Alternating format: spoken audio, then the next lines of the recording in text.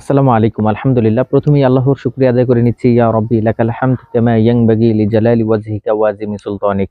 গত বছর ৩টি টবে আমি আলু শাক লাগিয়েছিলাম ফরমালিন মুক্ত শাক খাওয়ার জন্য। আলহামদুলিল্লাহ এবছর হিউজ পরিমাণ শাক হয়েছে। আমরা অনেকেই আলু শাকের পুষ্টি গুণাগুণ সম্বন্ধে জানি না। আলু শাকে রয়েছে আয়রন, ভিটামিন সি ও অ্যান্টিঅক্সিডেন্ট। তাছাড়া আমাদের ত্বকের যে কোষ রয়েছে কোলাজেন, সেটার ভারসাম্য রক্ষার্থে আলু শাকের ভূমিকা অপরিসীম। কি পরিমাণ শাক হয়েছে দেখতেই পাচ্ছেন, মাশাআল্লাহ। আমি এবছর ৩টি টব থেকে আলু হারভেস্ট করেছি প্রায় ১০ কেজির মতো। আপনারা চাইলে আপনাদের বাসার ছাদ বা বাড়ির আঙিনায় এভাবে শাক লাগাতে পারেন।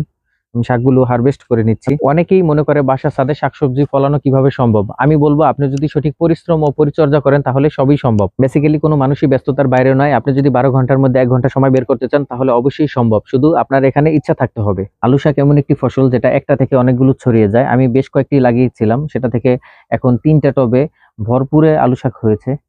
প্রায় ৩ থেকে ৪ বার আমি আলু শাক খেয়েছি। তারপরও টবে ভরপুরে আলু শাক রয়েছে। মাশাআল্লাহ। শুধু নিয়মিত গাছে পানি দিতে হবে। আপনি যদি ঠিকমতো পানি দেন তাহলে দেখবেন যে আসলে ছাদে দেখা যায় যে রোদ বেশি লাগে।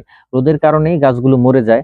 তো আপনি যদি ঠিকমতো গাছে পরিচর্যা করেন সেক্ষেত্রে আপনি ছাদ থেকে অবশ্যই একটা ভালো বেনিফিট পাবেন।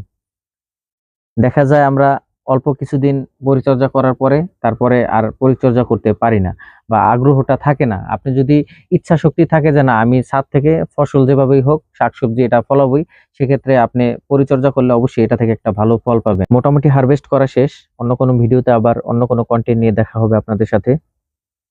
সবাই ভালো থাকবেন। আসসালামু আলাইকুম ওয়া রাহমাতুল্লাহ।